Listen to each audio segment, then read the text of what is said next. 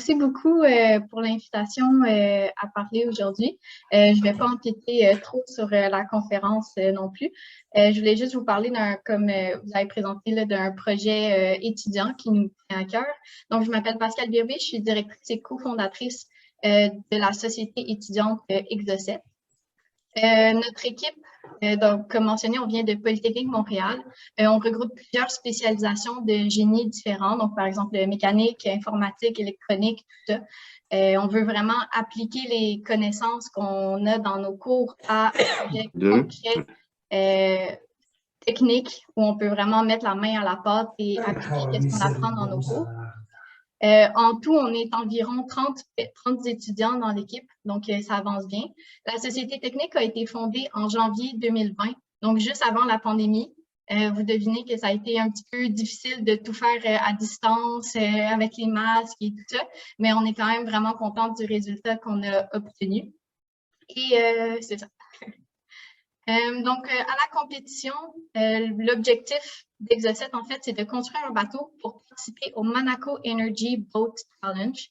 C'est une compétition internationale et interuniversitaire qui se passe à Monaco, comme le nom l'indique, en juillet 2022. Donc, dans exactement 2 mois, jour pour jour, à partir d'aujourd'hui, la compétition commence. Il nous reste beaucoup de choses à faire, mais on pense qu'on va pouvoir y arriver. Le défi, comme vous le voyez un petit peu dans la vidéo, c'est de construire un bateau électrique et écologique. Donc, on parle de coques de 5 mètres de long avec un cockpit de 2,5 mètres de long. Le but de la compétition, c'est de trouver des solutions au transport maritime. Donc, en ce moment, le transport de cargo, de marchandises, ça représente 90% du commerce mondial et 3% des gaz à effet de serre mondiaux. Donc, même si c'est le transport le plus écologique en ce moment, il y a quand même seulement 5 pays dans le monde qui émettent plus de gaz à effet de serre que cette industrie. Donc, même si elle est quand même bien, comme on l'utilise beaucoup, nous et la compétition, on pense qu'il y a vraiment moyen de la rendre encore meilleure. Donc, comment est-ce qu'on fait ça, trouver des solutions? Bien, on promet de l'argent à des universitaires et on leur demande de trouver des nouvelles idées en faisant des concours. Donc, c'est exactement ce qu'on va faire. On va aller fabriquer un bateau, puis on va le tester selon 3 courses différentes. Donc, une course d'endurance. Le dernier arrivé au bout, le dernier qui est encore vivant a gagné. Des courses de vitesse, donc le premier à traverser la ligne a gagné. Et des courses de slalom, donc à travers des bouées pour regarder l'habileté, l'agilité du bateau. Donc, c'est à ça qu'on va participer. Pour ce faire, nous allons construire un bateau que vous voyez ici. On parle d'un moteur électrique. On pouvait choisir n'importe quelle source d'énergie pour la compétition, tant que ce soit des énergies renouvelables. Nous, on a choisi un moteur électrique pour commencer. On vise une vitesse maximale de 15 à 20 nœuds avec une batterie lithium-ion.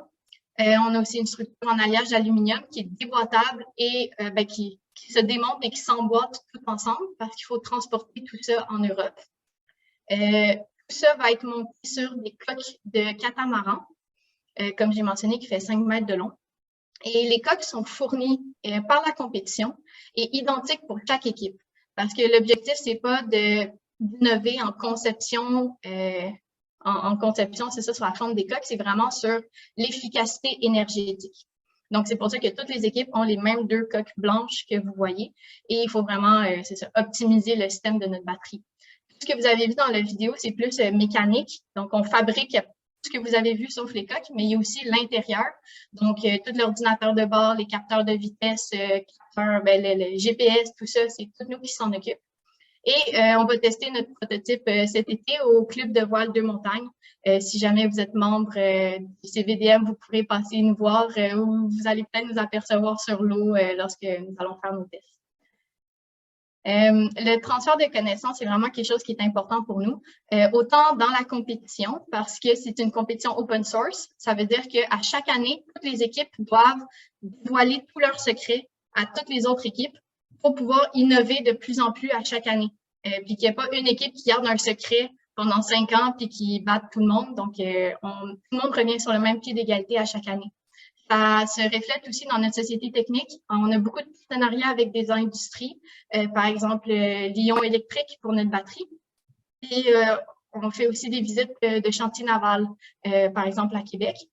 Entre autres parce que on veut vraiment ouvrir la porte du marché du travail pour nos étudiants et pour ceux qui veulent se spécialiser en génie maritime. Donc, oui, à Polytechnique, on a beaucoup de génie, mais le génie maritime n'est pas offert nulle part au Québec. Donc, pour les étudiants qui sont intéressés par ce monde-là, on peut être une belle première étape pour avoir de l'expérience. Aussi, transfert de connaissances avec des plus jeunes, donc pas juste des universitaires. On fait aussi des présentations dans des écoles primaires et on va participer au festival Eureka cet été. Donc, si vous venez aussi avec vos enfants, vous pourrez venir nous dire bonjour. L'écologie, comme j'ai mentionné aussi, c'est très important pour la compétition. C'est vraiment central à toutes nos activités. Nous, on a choisi de miser à ce niveau-là pour des matériaux qu'on réutilise, donc seconde main. On fait toutes les marketplaces, les Kijiji qu'on peut là, pour trouver plein de belles pièces intéressantes. Donc, la majorité de notre bateau est faite est seconde main, en fait.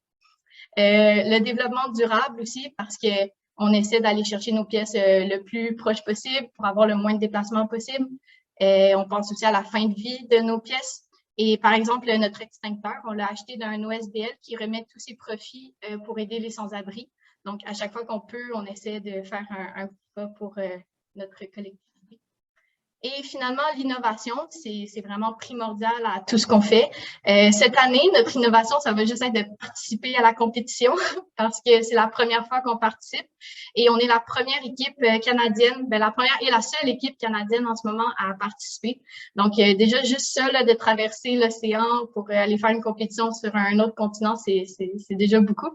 Mais pour les prochaines années, on va vraiment essayer de miser sur des aspects qu'on pourrait vraiment implémenter ici au Québec. Donc oui, on parle beaucoup de gaz à effet de serre, tout ça, mais il y a aussi la pollution sonore qu'on oublie souvent, que les bateaux font beaucoup. C'est pas nécessairement juste les bateaux de transport de marchandises, mais aussi la navigation de plaisance. Donc, on va essayer de trouver des idées pour ça aussi, qui pourraient être appliquées au Québec vraiment concrètement, peut-être plus sur les petits bateaux. Et on pense que cette solution-là pourrait être trouvée dans le biomimétisme. Je ne sais pas si vous connaissez un peu, mais c'est de s'inspirer de la nature dans nos inventions humaines. Donc, par exemple, pourquoi une hélice sur des bateaux? Pourquoi est-ce qu'il n'y a vraiment pas beaucoup de créatures marines qui ont une méthode de propulsion qui ressemble à des hélices? Tous les poissons, tous les requins, les dauphins, les baleines ont toutes des queues. Donc, pour des nageoires, pourquoi est-ce que nous, on ne fait pas ça avec nos moteurs? Donc, il y a des moteurs qui s'inspirent de ce principe-là, comme celui en bas à gauche, moteur jaune là, que vous voyez, qui a une propulsion avec un style de queue de dauphin. Donc, dans nos objectifs bientôt, on aimerait ça pousser un petit peu là-dessus et peut-être dans un horizon plus lointain. Je ne sais pas si vous connaissez le bateau en haut à droite. Donc, c'est un principe d'effet Magnus. Donc, ce que vous voyez, ce n'est pas des cheminées de bateaux à vapeur, c'est vraiment juste des grands cylindres qui tournent. Et ce phénomène-là produit une basse pression qui fait avancer le bateau. Donc, exactement le même principe qu'une aile d'avion, mais ici, le moteur électrique fait juste tourner des cylindres pour avancer. Donc, c'est une belle idée parce qu'en plus, ici, il n'y a aucun moteur dans l'eau. Il n'y a vraiment aucune vibration, tout ça. Donc, c'est des choses qu'on aimerait bien explorer éventuellement si on a la chance de survivre à la pandémie et de continuer. Donc, ça va être tout pour moi. Je vais m'arrêter ici pour le moment, mais je vous laisse nos coordonnées parce que si jamais ça vous tente de continuer à parler de ce sujet-là, on va être vraiment heureux d'avoir de vos nouvelles. Si c'est un projet qui vous interpelle aussi, vous pouvez aller voir nos pages Facebook et Instagram. On a tout le temps, on met des avancements de ce qu'on fait. Et si jamais vous avez n'importe quoi à nous dire, des idées, ou si vous pensez que vous avez une idée qui pourrait nous être utile, un partenariat avec une compagnie, il y a notre courriel, donc exocet@polymtl.ca, et j'ai aussi mon courriel personnel. Et je vais aussi rester à la fin de la présentation si jamais ça vous tente de discuter. Donc voilà, merci beaucoup. Ben, merci beaucoup, Pascal. En passant, peut-être mettre dans le chat le Facebook, peut-être, s'il y a des gens qui veulent aller visiter, là, peut-être ils pourront ouvrir la page. En passant, bravo pour votre projet. C'est vraiment un beau projet. Puis félicitations pour votre course à Monaco. Et je me demandais, moi, est-ce qu'il y a un calendrier de vos activités ou c'est vraiment, vous ne savez pas exactement les dates où vous allez faire les essais au lac des Deux-Montagnes? Pour l'instant, on a réservé le camion surtout les dimanches. OK, Parce parfait. qu'il Mais, faut transporter notre bateau du hangar à la marina un petit peu tout le temps. Donc, ça va majoritairement être la fin de semaine parce qu'on a aussi des stages, puis on est des étudiants à temps plein, surtout le dimanche, si jamais vous êtes là. excellent. Peut-être juste nous communiquer les dates, puis on pourra le mettre sur la communauté Conam, là, s'il y a des gens qui sont intéressés à aller voir le projet. En tout cas, moi, ça m'intéresse beaucoup. Merci Super, beaucoup. excellent.